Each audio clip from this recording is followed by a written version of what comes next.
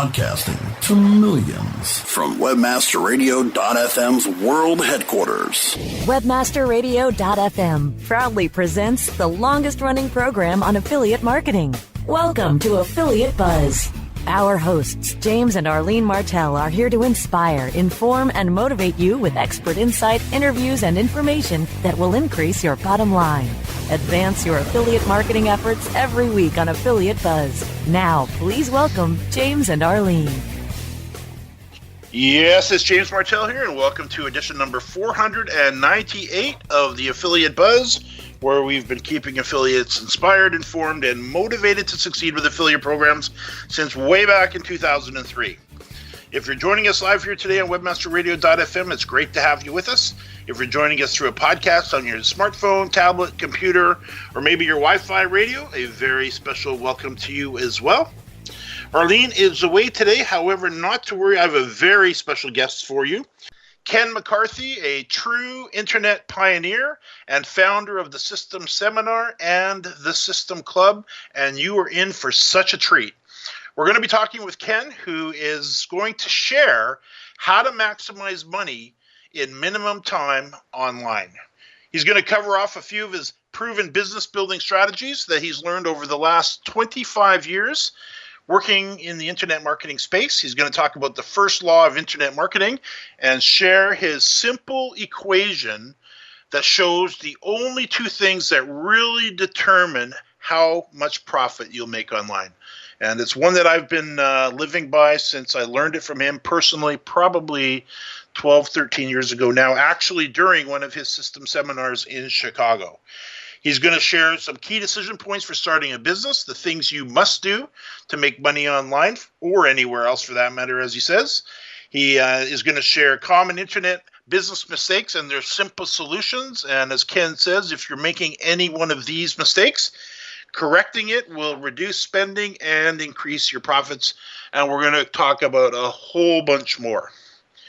Now, Ken McCarthy sponsored, get this, the very first conference on the subject of the web's commercial potential way back in 1994 with the then 23-year-old co-founder of Netscape. Remember Netscape, the first browser? Mark Andreessen, who was his featured speaker. He's going to talk about that today. Since 1993, Ken has developed numerous cutting-edge training programs that have not only helped his clients make more money, but have also served to advance the state-of-the-art in internet marketing practice. Ken has been teaching business owners how to make money online since 1993, and in the process has had the chance to test countless money-making strategies and tactics, many of which you're going to hear today. Over the years, his students, myself included, have applied these techniques to their own businesses and added thousands, tens of thousands, and in some cases, hundreds of thousands of dollars to their annual incomes. And today, Ken is going to share the core principles he taught in his book, System Secrets, that spawned from his System Seminar, an event internet marketers literally spent thousands of dollars to fly to from all over the world to attend each year. And after a real quick break, I'm going to ask Ken McCarthy, founder of the System Seminar and System Club, to share a little bit about how to maximize money in minimum time online. We'll do that and a whole bunch more right after a quick break. More Affiliate Buzz coming up after we hear from our sponsors. The Web Marketing Association is now accepting entries for the 2018 International Web Award Competition. Web Marketing Award winners receive an image plaque, certificate of achievement, higher visibility for your company, valuable feedback from our expert judges, and links to your site from the highly ranked Web Award site. Visit www.webaward.org to nominate your company, site, or organization. Deadline for entries is May 31st, 2018. Go to www.webaward.org and sign up today. Where affiliate marketing gets its buzz and mobile has its presence. WebmasterRadio.fm. Online anytime. We're everywhere. Not on my watch, our military service members say, as they volunteer to serve. As they move out, stand firm, and take fire. So not on our watch, we say, to the severely ill or injured veterans who can't get the care they deserve to live full and independent lives, even when there's no government funding. or a nursing home seems like the only option, we won't leave one warrior behind. Not on our watch. Join us at findwwp.org. Not on my watch, our military service members say, as they volunteer to serve. As they move out, stand firm, and take fire. So not on our watch, we say, to the severely ill or injured veterans who can't get the care they deserve to live full and independent lives, even when there's no government funding or a nursing home seems like the only option. We won't leave one warrior behind. Not on our watch. Join us at findwwp.org. Want a hot pod? Load it with webmasterradio.fm and play with us all day long. Webmasterradio.fm. We're everywhere. Time now to hear some more affiliate buzz on webmasterradio.fm. Here's James and Arlene. Arlene is away today. However, I'm here with Ken McCarthy, founder of the System Seminar and the System Club, and we're talking about how to maximize money in minimum time online. Now, Ken, let's talk about your background. I know we in the introduction to the show, I talked about your original conference on e-commerce way back in 1993 and how you had Mark Andreessen, the founder of Netscape, the original browser that I think probably is very instrumental in kicking off this thing we call the internet. But you had the foresight way back then to actually, first of all, have a conference on the topic of e-commerce on this thing. I didn't even know the internet existed in 93, so that puts me where I was. But you had the founder of Netscape on there, and you had the foresight to put a conference together. Can you take us back to that? Sure. I was living in San Francisco at the time, which was a very good place to be living if you wanted to be an internet pioneer, but didn't realize that's what you wanted to be. Because when I moved there was really no public internet. For people that go way back, they'll remember that the big names on the internet were CompuServe and AOL and Prodigy, and then 1001, or actually 50,001 computer bulletin boards, BBSs. And that was the online world, and it was really unwieldy. You know, if you wanted to access CompuServe, you had to just go to CompuServe. That was it. And then if you wanted to go from CompuServe to AOL, you had to log off of CompuServe and log on to AOL. And each one of those things was a phone call. And if you wanted to log on to a specialty computer bulletin board, you had to dial up that computer bulletin board, and it might have been a long distance charge. So it was just a mess. And I was very excited and interested in the phenomenon because, you know, I'm a sort of a historian of marketing, and you know, I don't just market, I also read about how people have marketed in the past. And I was aware of, you know, how significant it can be when a new medium emerges. For instance, mail. We don't think of mail as new, but the idea of universal delivery of mail really didn't start until after the Civil War. And once that came into place, then suddenly all kinds of, you know, marketing by mail and catalogs, the Sears catalog and all these things that seemed like old hat suddenly appeared, and they became very big, very fast. So when I saw that PCs were getting faster, and I saw that modem speeds were getting faster, and everything was getting cheaper, and I saw the fact that people actually liked, not everybody, because not everybody knew about the online world, but the people that had discovered the online world were really liking it and spending a lot of time with it. And I was amazed that, you know, people would respond to emails, you know, email solicitations. And I thought, this, you know, if just 10% of my customers were to go online, this would save me a fortune in marketing costs. So that's what got me interested, because at the time I was a direct marketer, sort of old school, because there was no new school, there was no online marketing. So I just thought, wow, this could be another one of those big historic shifts. And luckily, I was living right at ground zero, which was San Francisco. And I'd even say it was more important to be in San Francisco than it was to be in Silicon Valley, because believe it or not, in the early days of the commercial web, Silicon Valley did not embrace the internet. If you're a good detective and can, you know, go back and find the really old stuff, you will find Bill Gates, Steve Jobs, and Larry Ellison, who's a big gun in Silicon Valley in those days, still is, saying that the internet was bull, it was not going anywhere, and not to pay any attention to it. Literally, they're all quoted as saying things of that kind. So people who were mainstream Silicon Valley were not enthusiastic about the internet in those early 1990 years at all. And I didn't really care. I never care what other people's opinions are. I think things through as carefully as I can. I do as much research as I can. And if I think something's right, I'm going to go with it. I couldn't care less what other people think. It doesn't matter. And in this case, it certainly didn't matter. I remember back around that time, this would have been early 90s, going over to Victoria one weekend. And I don't know what the context, why I ended up there, but I ended up in this clubhouse. And it was a bunch of what I thought at the time was a bunch of computer geeks huddled around these bulletin boards, and it was called Big Blue. And they were all logging. So this would have been pre-Netscape, because it was all still looked like DOS, not DOS. It was text, but it wasn't pretty to look at, and it wasn't easy to use. But these guys were so enthusiastic about it that they met two or three times a week just to play with the bulletin board, and they were logging in and talking to people. So this way would have guessed even before Netscape. So just, for listeners, take us back to the Netscape talk that Mark Andreessen gave, and then what he eventually did. Well, before I do that, let me just point out that, you stumbled on a group of hardcore computer bulletin board users, and that was the big clue to me when I saw people like that. And I saw similar things, by the way, in San Francisco, and then I had my own experiences of being a bulletin board user, and I saw that it was a really compelling medium. And my thought was, wow, if this ever gets easy, because it certainly wasn't easy in those days. As you point out, there was no point and click. That was the big innovation, by the way, of Mark Andreessen. He took that where you had to type in all the instructions as if it were DOS, literally, and he figured out how to put a point and click interface on it.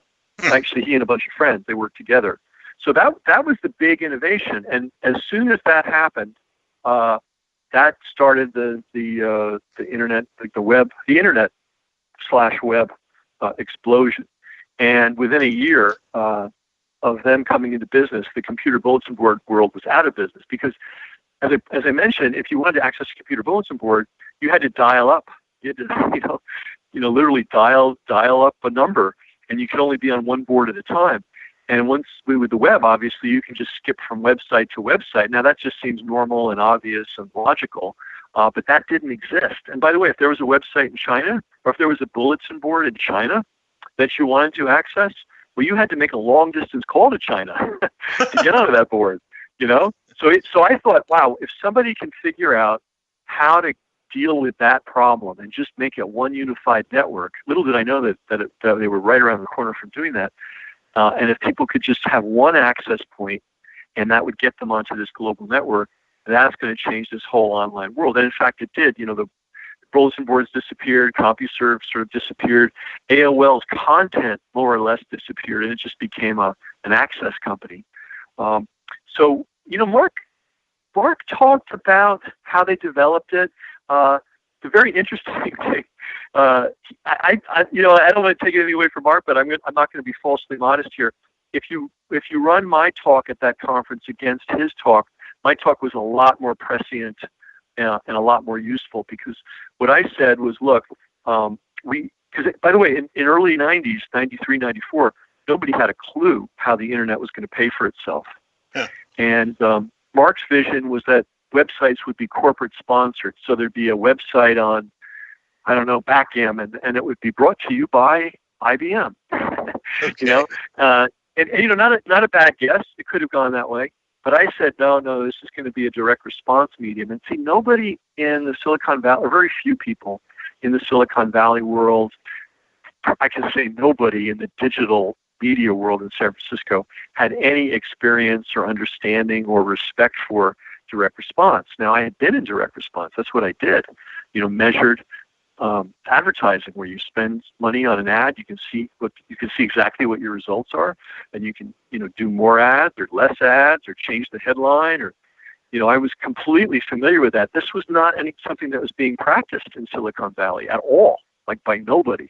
Hmm. And people that were aware of direct response were contemptuous of it. They go, oh, that's infomercials, stuff like that. You and I had a chance to talk about that recently, how there was a period of time, and I guess it's still out there somewhat, where monetizing, fast forward a little bit to the more of the present day, a blog or a podcast or some types of content online, there's still people out there that think that's bad. You don't want to do that. It taints the content. So even way back then, I guess it would have been worse. Well, it was. People were really militant about it, but the weird thing was even business people. I mean, even people who, didn't have any idealistic notions. They wanted to make money. They couldn't imagine a direct response model working on the internet. They just couldn't see it. They're obviously wrong, because Facebook and Google and all the people that support themselves with Facebook and Google advertising and anybody that buys a banner ad, they're all using a direct response model if they're smart. And the direct response model says, I'm going to spend $1. I'm going to track the results of that $1. And if I'm making money with that $1, I'll buy some more ads like that in the same place. And if I'm not making money, I'll stop doing that and do something else. I mean, it's almost ludicrously simple. And yet this was brain surgery and rocket science back in the early 90s when it came to the web. Anybody that grasped this early and employed it was way ahead of the game. And that was the model that I advocated in 1994. So Mark talked, the most interesting thing about Mark's talk was he said, hey, look, when we went to develop this web browser, we wanted to solve all the easy problems and leave the hard problems alone. So I thought that's a good business model too. If you can make money by solving easy problems instead of getting involved in some complex engineering task, that's probably a good idea. But just to give people some background or some perspective on this, Windows, and I don't even know what they call it. Do they call it Windows anymore? I'm a Mac guy, so I don't even know what's going on. Yes, yeah, we still call it Windows. Yep. Okay, well, Windows didn't come out till '95, and when the web came out and hit in '94, it really created a lot of consternation up there in Bellevue, Washington, because here they were, their big project, their big breakthrough, going from having to type every instruction in to point and click, was suddenly being eclipsed by this software program, very simple program, a web browser that came out of nowhere. And at that point, Bill Gates and company decided that they had to own that market, and then they created their own browser. Actually, they bought a browser. They never created anything. No offense to Microsoft, but they didn't create it. They had to buy it from somebody, and then they put their name on it, and then embedded it in all of the operating systems, and basically put Netscape out of business. So Mark's now a VC. He's a venture capitalist guy, and it's Andreessen Horowitz, and they're down there in Silicon Valley, and they're throwing around hundreds of billions of dollars every year, buying this, buying that, seeing if they can hit another Facebook. Yeah. So interesting. Yeah, I like to look back on this and like to have you share these stories, because I think we're going to talk about maximizing money and minimum time online, which is actually the title of one of your books. But I think it's important to kind of let listeners know where not only, of course, the internet came from, but where you came from and your experience with it. And I met you, I guess it would be, I'm not exactly sure the exact year, 2004, maybe 2005, when I met you at your system seminar in Chicago. And to put it in perspective to our listeners, that was the most impactful event I'd ever been to. And by that point, I'd been to probably a couple of dozen conferences, and I'd spoken at a few, and you invited me down, and Arlene and I came down and had a chance to not only speak, which was a true honor for me, but what I really got out of it was sitting in your talks and the talks of the other speakers, because the other conferences that I had been to at the time were not really educationally based. They were more pitch fests. You were there, you're going to get sold something at the end of every talk, and it really gets old really quick. And you had this policy that there was zero pitching from the stage. And I thought that's so nice to be able to go and learn. And you handpicked everybody that was speaking. And my goal at going to conferences was always to find a nugget or two. But every time I left the system seminar, I had a little bag full of them. So give us a little history on the system seminar, when you came up with the idea, and then, just tell for listeners that are not familiar with it, please explain what the system seminar was. Okay, sure. I put on that conference in '94, and I was teaching from there on. And then around '98, and again, this is a bit of history, but it's important history. The internet was booming really hard. I mean, basically, you could just come up, if you could scratch a few ideas on the back of an envelope and get it to Silicon Valley and get it in front of somebody, they'd give you $10 million to try to execute it. I mean, it literally was that lunatic. I mean, here's how crazy it was. I subletted my apartment in San Francisco to a kid who just graduated from college. And a year later, he calls me, not even a year. He calls me and says, hey, I got to move out. And I said, oh, is everything okay? He goes, yeah, I have enough money now to buy my own apartment. It's like, you got to be kidding me, man. It's a 21-year-old kid, like 9 months out of college, and things were booming so hard that if you just showed up and you had a pulse, you could make hundreds of thousands of dollars working in the .com arena. So at that point, I got out of the education business because nobody was listening to direct response discipline. Everybody just assumed, I just need an idea. I need to get the idea in front of the right person, and the money's just going to come flowing. And I'm like, I'm not going to waste my breath trying to explain that this is a temporary phenomenon, and someday everyone's going to wake up, and all this free money is going to be gone. So I just, stuck to my own knitting, as they say. And then, of course, we had the big .com crash, and it was severe. If people remember or are familiar with a company called AdTech, that's kind of the big place that people go now to find out what's the latest and greatest in internet advertising. And it's a huge show, and, it's a big deal. And AdTech in 2002 almost went out of business. I mean, not hyperbole. I mean, they were really close to closing their doors. I had a friend that had a company with 180 employees. He had an entire floor of an office building, a big office building in San Mateo, which is sort of near Silicon Valley, just up the street a bit, up the road. He also had an entire floor of a building in Manhattan. I mean, he was rolling. And in 2003, his company was gone. I mean, just gone. It was like a neutron bomb had hit Silicon Valley. And just eliminated all the people, but the buildings were still standing. I mean, it was that severe, and so in that climate, I decided, all right, I think people are ready to listen to reason, and that's when I started a system seminar. I was sort of toying with it or experimenting with it on my own in 2001, the different methods, and then in 2002. I took the results of what I'd found out and started teaching it to the public. And people were really receptive because they knew that all this nonsense about, just put it online and the money will follow wasn't true, and that you actually had to sell things on the internet. Lo and behold, imagine that. And the reason we were able to offer a system was the emergence of pay-per-click advertising, which started with a company called GoTo in the very late 90s, and then turned into Overture, and then I think Yahoo bought them, and then Google came out with their pay-per-click advertising in 2002. Yeah, 2002. And so for the first time, you were able to buy specific traffic and know exactly what you were paying per click.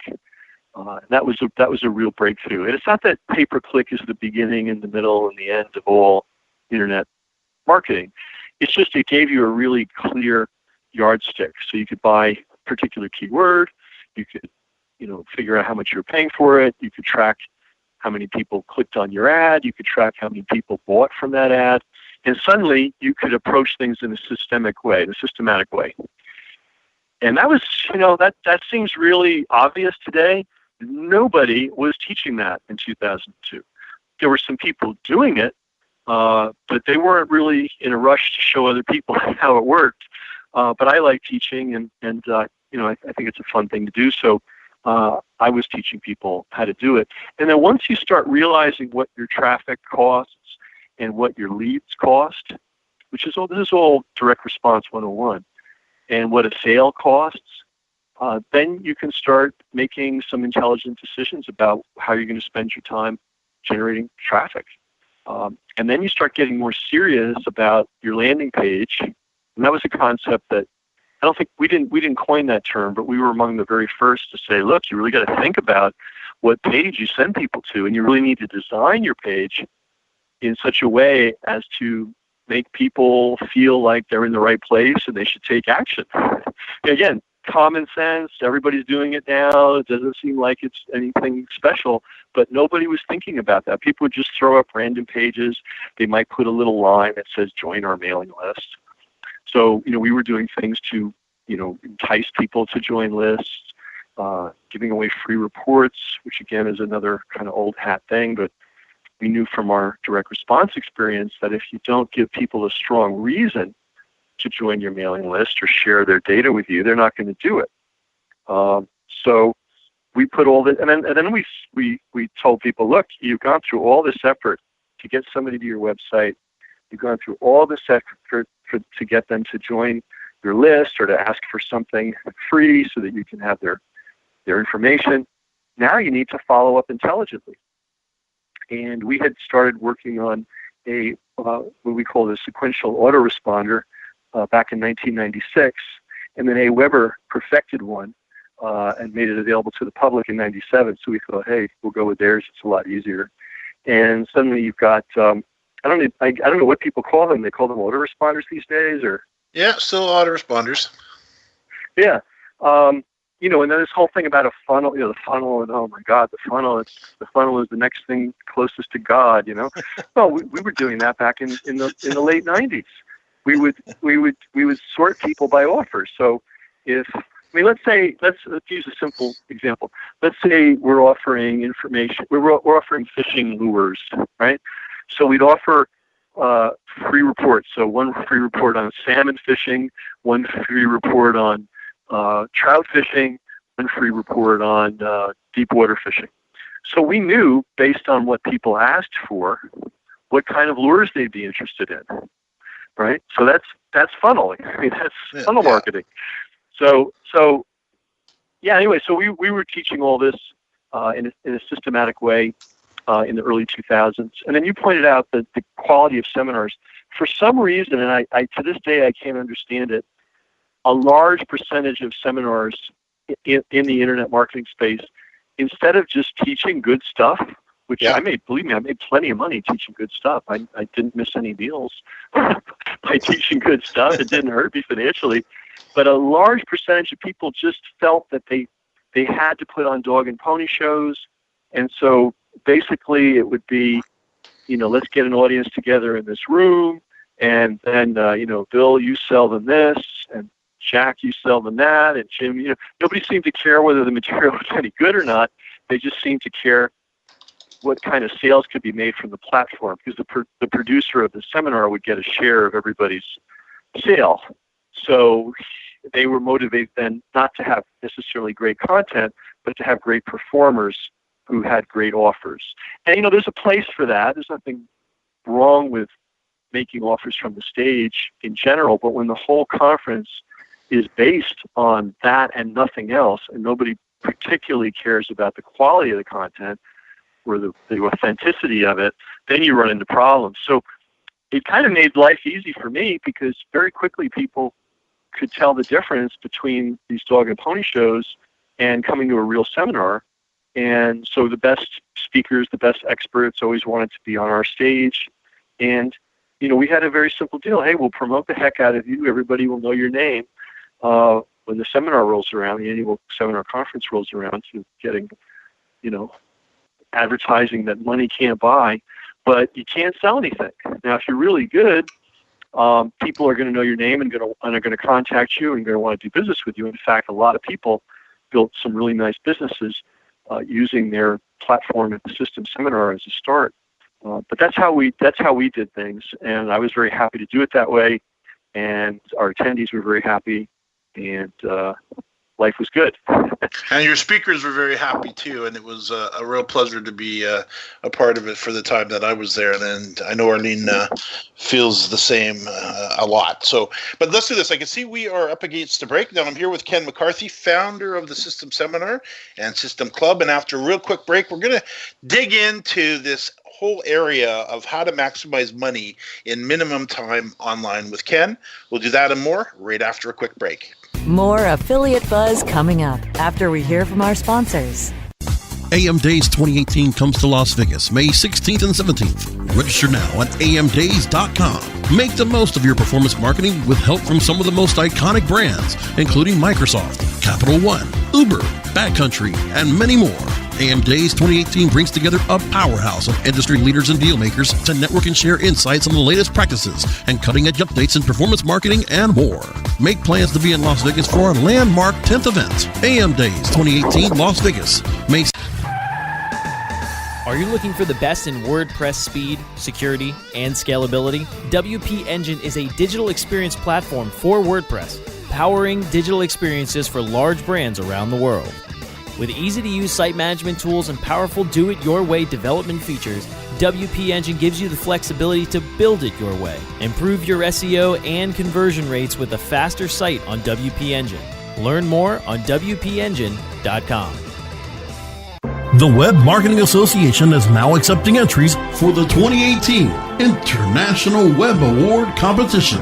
Web Marketing Award winners receive an image plaque, certificate of achievement, higher visibility for your company, valuable feedback from our expert judges, and links to your site from the highly ranked Web Award site. Visit www.webaward.org to nominate your company, site, or organization. Deadline for entries is May 31st, 2018. Go to www.webaward.org and sign up today. Webmasterradio.fm. We're everywhere. Time now to hear some more affiliate buzz on webmasterradio.fm. Here's James and Arlene. Arlene is away today. However, I'm here with Ken McCarthy, founder of the System Seminar and System Club. Now, Ken, let's dig into this topic of your book, How to Maximize Money in Minimum Time Online.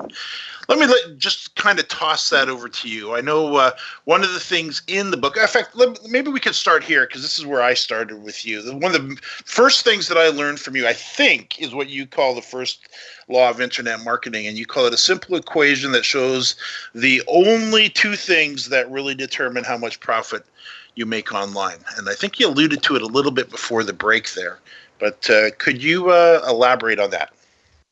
Sure. The book is called System Secrets: Make Maximum Money in Minimum Time Online, and I've always felt that from the beginning that the internet was just another business, and I don't mean that dismissively. I mean it in a positive sense. In other words, the rules that work in normal business will work on the internet too, and that was just an important thing to keep people focused on, because I think people are getting a little more realistic about the internet now. But people were kind of a little bit too enthusiastic about it, for many years. But one of the problems I had in teaching was all the talk and all the hype and the buzz and the conversations about all these new bells and whistles. I mean, it's always the same thing. There's always some new bell and whistle that's going to solve every marketing problem and catapult you to instant wealth. And people would get tangled up in stuff like that, and that wouldn't work, and then the next thing would come along, and it just was this endless cycle. And I was like, this is not really helping people. So one day in desperation at one of the seminars, I hadn't planned to say this. I said, look, guys, it's just two things. It's traffic and conversion. Forget everything else. Forget all the conversation. Forget all the speculation. Forget all the theories. Forget all the gurus. If you can get traffic, relevant traffic, and you can put a relevant offer in front of them in a skillful way, you'll make money. So you should be spending at least 90% of your time either buying, not necessarily buying traffic, but figuring out how to get relevant traffic, qualified traffic, and then figuring out how to convert it. And if you're doing anything else, you're probably wasting your time. And it's a simple idea, but again, it was not common. in those days. People did get involved in all kinds of crazy stuff, and people still do. Even I do. I keep, it's a discipline. I have to continuously remind. Are you generating more traffic for the site? Are you improving conversions and monetization? If not, what the heck are you doing? Get off all the other stuff you're doing, and focus on the things that matter. And I know you did well with that, and I have friends and colleagues and students that did well with that. People forever are telling me, wow, that traffic plus conversion equals profits formula really helped me. It really helped me focus. I know people that would print it on a card and put it over their desks so that they wouldn't, they'd look at it every day and they wouldn't get sidetracked. I know a guy that's built an 8-figure year business sales that swears that was the thing that made the difference for him. Yeah, and I could say the same, and I know buzz listeners have heard me say, and I've credited you every time, is that I learned that from you at the system seminar, and it does keep me on track, because there is, and it was students of mine and myself at times. The funny saying is, we have a tendency to get distracted by shiny objects online, and that is the little formula that keeps pulling me back. It's like, nope, let's keep this back to the simple traffic plus conversion equals profit. And then when you kind of internalize that and keep that as the mantra, then it does have a tendency to keep us on track for sure. Yep. Now, you one of the things you mentioned in your book too, you talk about the 7 key decision points for starting a business. And I don't know if we have time to get into them all, but could you give us a flavor for that? Okay. You probably heard this from people that write books.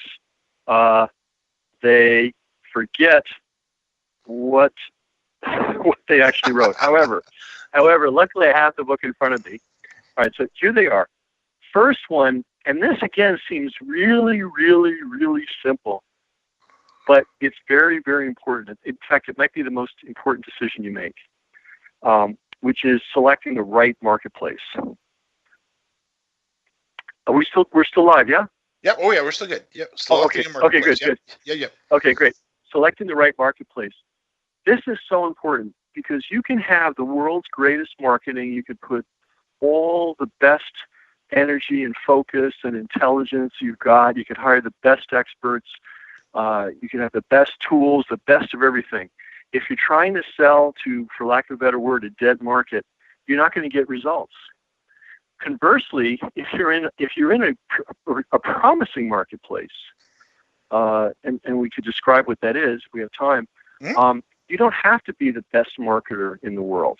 Your marketing can be kind of basic. It can be kind of simple. One of my favorite categories of student were people who were selling things that nobody else was selling online. Now, of course, that's a lot harder to achieve today. But we still have examples of that, especially in the business-to-business arena.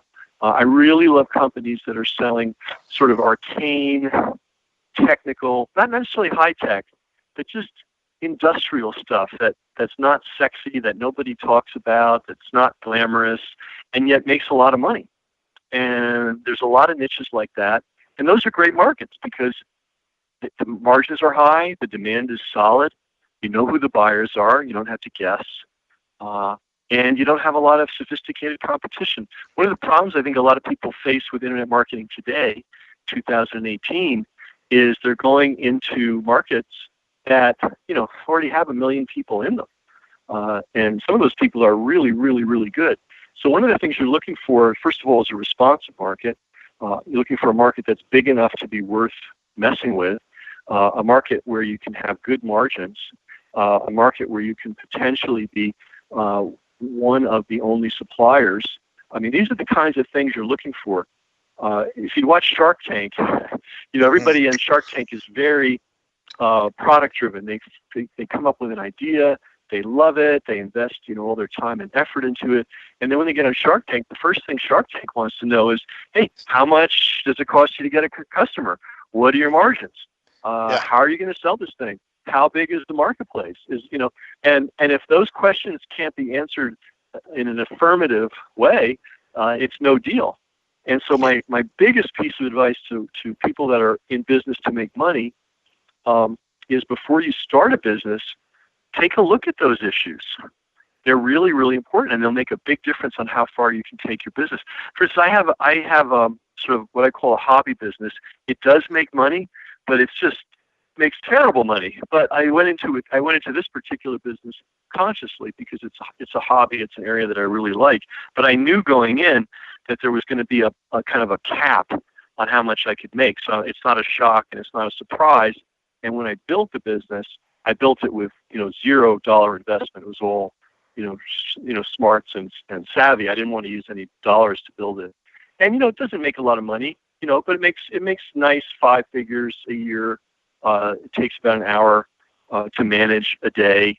I'm doing something that I love, but it's not something I would recommend anybody do if their main goal is to make maximum money. So what would you say? I think this probably leads nicely into this. Obviously, choosing the wrong market, it would be one of them. But what are the common mistakes that you see? Those getting started, or I guess even those in the business that are not really doing well. What are the mistakes they're making? Well, that we just hit on a really big one. I would say we've already talked about another one, which is being distracted. Getting involved in things that aren't related to the business at hand. I would say another big source of error is underestimating the difficulty of building one of these businesses. It's never been easy. I mean, there have been times in certain markets and certain situations where it was easier than other times.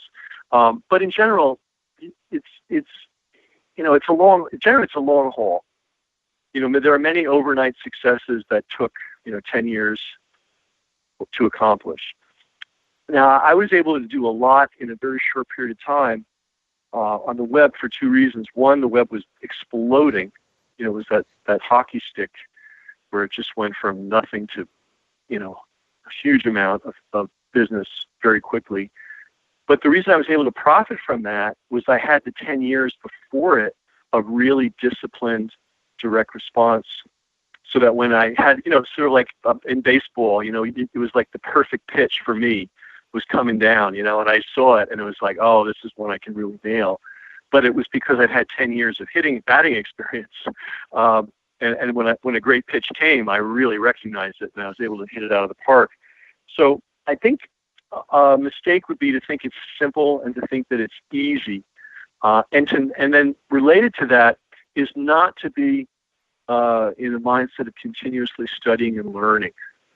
This, I think, is probably the most important thing. And if I were to ascribe a single characteristic to people I know that have been successful on the internet, is that they're intensely curious. They do have that shiny metal object thing. I mean, I think all entrepreneurs have that, but they discipline it. They focus on traffic and conversion. And then in their spare time, instead of watching TV, instead of going out to the bar, instead of doing whatever it is people do when they're just relaxing, they would get out some books and start reading about marketing and just deepen and broaden their knowledge of business and marketing. And that is an investment you've just got to make as an entrepreneur. There's just not enough. You got to be sort of a homemade entrepreneur. You got to make yourself self-made. You can take all the courses in the world, you can take all the trainings in the world, and they're all helpful. Well, the good ones are helpful, and you should take advantage of all those things. But then you have to go off on your own and just discover things, and that's how people make money. They don't make money from a cookbook. Do this, do that, you'll make money.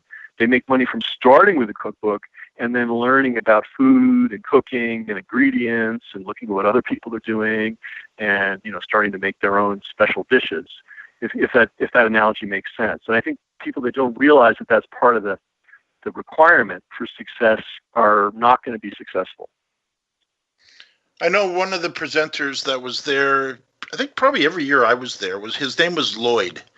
And he came from, I believe it was an MMR, mixed martial arts background. and just a fantastic guy to listen to, and very smart and very, very successful. And he came out of your seminar, and he credited what he learned from you in for his success. So could you tell his story, because it was fantastic? Yeah, a lot of people think that famous athletes are automatically rich, and nothing could be further from the truth. Maybe if you're a basketball player or a baseball player, but there are a lot of sports where you can be world famous. And he was the world champion in Brazilian Jiu-Jitsu. He was the U.S. champion in judo. He was the U.S. champion in a Russian martial art called sambo. He was good. And I don't know what it costs to get on the subway these days, but that and let's say $2.50 would get him on the subway. It just didn't mean anything. So he started a gym, a workout gym like so many athletes do. And I'm trying to think what there was a particular Billy Bang or Billy Boggs or Billy something or other, but there was some guy that had this really successful infomercial. And so he became a licensee and was teaching this stuff, and he was doing very well. And then, like all fads, it faded. And proof of that is I can't remember the guy's name. But for a while, it was the hottest thing on earth. And then next thing you know, it wasn't hot at all. And he couldn't pay the rent on the exercise studio, and it was just a mess. So he came to the system seminar, and he had super motivation, and that's also an important element, of course. And he also, he was willing to apply when he learned something, he applied it right away. He was not really interested in hearing or indulging in theories. A lot of people will go and read books or go to seminars, and they're just fascinated by the theory, and it's a lot of fun to hear the theories and hear other people's success stories. But that didn't really do anything for him. He wanted to hear stuff and then immediately start doing it. And so he literally, the minute he learned about an opt-in, and again, this seems like the oldest thing in the world, and shouldn't everybody already know it, but believe me, when we were doing this, people didn't know about opt-ins. When he heard about what an opt-in was, he immediately went back to his room on the break, called a friend of his who was a computer guy, and said, "Hey, make me one of these opt-in pages and start buying me some traffic from I guess in those days it was Overture." So that quick action, that quick implementation, that readiness to turn an idea into action as quickly as possible. These are really important traits. Speed is really important in business. You could hear an idea and then it takes you 6 months to get around to deploying it. That's not a good timetable. No. So he was very good at that, and now he's got a 10,000 square foot workout place in Maryland. He is training hundreds of people in martial arts and mixed martial arts, including some very famous people because he's really good at what he does. Now, being a really good mixed martial artist didn't do anything for his bank account, but learning how to take his knowledge, turn himself into a celebrity, which is something that he did with his marketing, and then create products to sell to his following, that's where he made his money from. And that's sort of the model. That's the info marketing model. That's if you're selling physical products, that's a different business altogether. But if you're selling information, if you're selling advice, step one is to make yourself a celebrity within that field.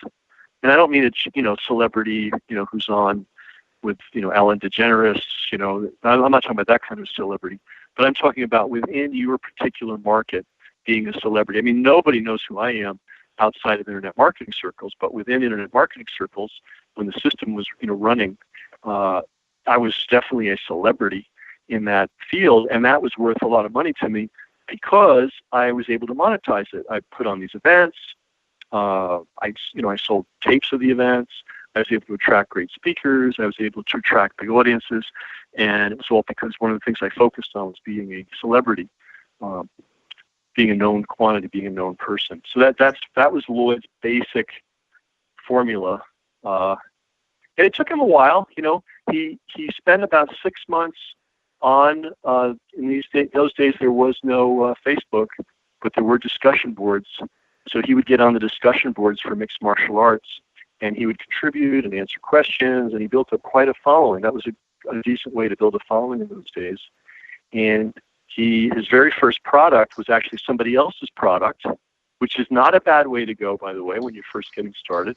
Yeah. Build the list first, and then test the waters. Let somebody else develop the product. Let somebody else develop a sales system and a sales page, and you become an affiliate. I know this is something that you've been teaching for years and years, and that's a really good way to test the waters, because the bottom line is whether you are an affiliate of other people's products or eventually have your own products, you're going to have to master the art of getting qualified people to come to your pages. So if you can't successfully sell affiliate offers, you're going to have a heck of a time trying to sell your own offers. So it's a great sort of training, to sell affiliate offers, because it's all about the traffic part.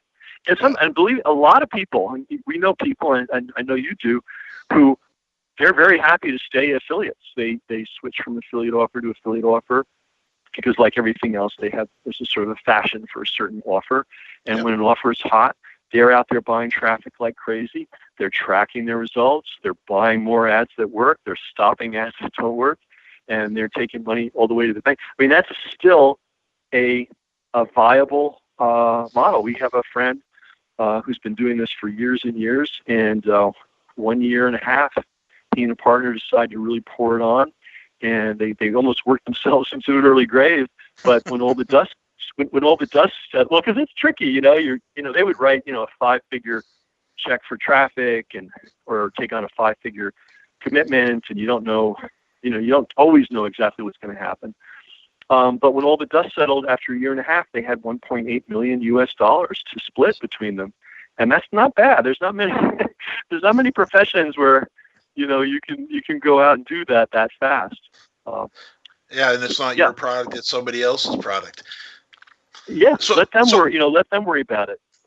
So let's do this, Ken. I can see we're coming up against the clock here. We got about a couple minutes left, maybe 2.5 minutes. Would you take this remaining time and talk about your System Club newsletter for one? And then I'm going to put some links to your books in the show notes as well. But anything else you'd like to cover off as far as where listeners can learn more and basically follow you? And I would recommend to all my listeners that they should be doing that. Okay, great. Well, in 2011, I put on my last big public seminar for a couple of reasons. One, they're a pain, and I just didn't really want to do it anymore. I mean, believe me, if you've never thrown a party for 500 people or 400 people, and we would get those kind of numbers, you don't know what logistics is. And I'm not crazy about logistics. I'm really more of a writer and a salesperson and a marketer. So I loved the events. They were a lot of fun. But I got to the point where I didn't need to do them. And as soon as I got to that point, I stopped doing them. But I still like to teach. So I kept this thing called the System Club. And it's basically the same as the System Seminar. I go out and I find the best experts there are in each field. And instead of us, everybody getting on a plane and flying to Chicago or flying to New York or flying to San Francisco, we just do it one speaker at a time, one per month, and we go deep. We did a session with you not long ago on podcasting. So, for example, anybody that really wants to know what all this podcasting is about and how to do it right and what the essential tools are, they're going to get all that from that call, and that will save them a lot of time, a lot of money, and a lot of trouble. So every month I do that with a different expert. That's the System Club. I have these books that I consider sort of introductory books, not in the sense of being basic or too simple, but introductory, foundational books is probably a better word. And they can be found at Ken's Catalog, Kens Catalog, Catalog. And there's the System Secrets book, which is the original book of all the things that I used to teach when the system was brand new.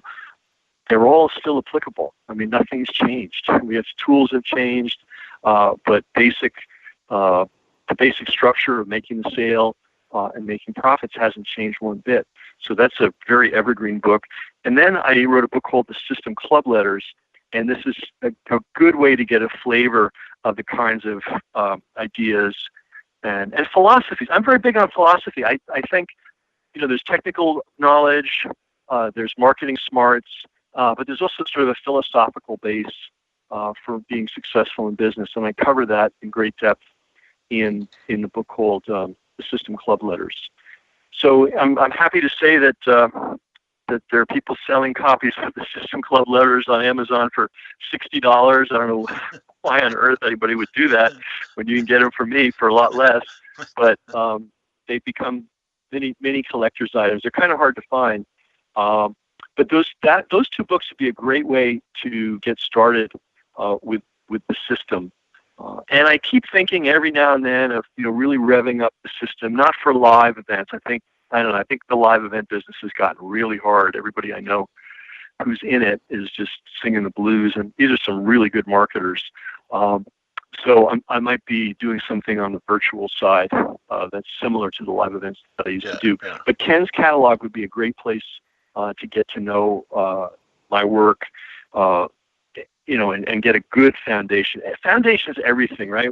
If I'm lucky that I played sports, and I played basketball, and I was lucky to have as my coach an All-American basketball player, and he just drilled us on the fundamentals all the time. And we thought, oh, this guy, he's so boring, It's like, why is he going over? And then as the months rolled on, we got better and better and better to the point that we were just dominating our competitors. Teams that used to be able to beat us as the season wore on, we would just whip them. And slowly it dawned on our thick skulls that we were succeeding because we were so well rooted in the fundamentals. And that's a lesson that I never forgot, and I still apply to marketing today. There are marketing fundamentals, and you better know them. And the stronger that you deploy them, and the more consistently you deploy them, the more success you're going to have. I think on that is a great place to wrap her up. And Ken, I want to thank you so much for joining me today and sharing your experiences. I guess you're coming up on 25 years of experience, and that's internet experience, not counting prior to that. Yeah, it is. It's 25 years this year. Yeah, so thank you again for that, and I do look forward to getting you back on in the future. And if you have anything that is resembling the system seminar in an online version, definitely let us know, and I'll be happy to get you on to talk about that as well. And I'll be the first guy to sign up. Great. Well, you'll probably be the first guy teaching too. We'd love to have you as an instructor, as a faculty member. Yeah, appreciate that a lot. Okay, so I can see we are out of time. Keep in mind that if there's something that Ken mentioned here today that you missed or you'd like to review, and Ken covered a ton of ground, that we do always keep all the show notes for you, and you'll find them for this particular episode at jamesmartell.com/AB498. And a final reminder that if you'd like to be alerted each week to new episodes, I invite you to subscribe to the Affiliate Buzz by taking about 9 or 10 seconds right now and opening up an email and sending a blank email to affiliate_buzz@aweber.com. That's affiliate_buzz@aweber.com. Ken, thanks again. And to all of our listeners, thank you for listening to another edition of the Affiliate Buzz.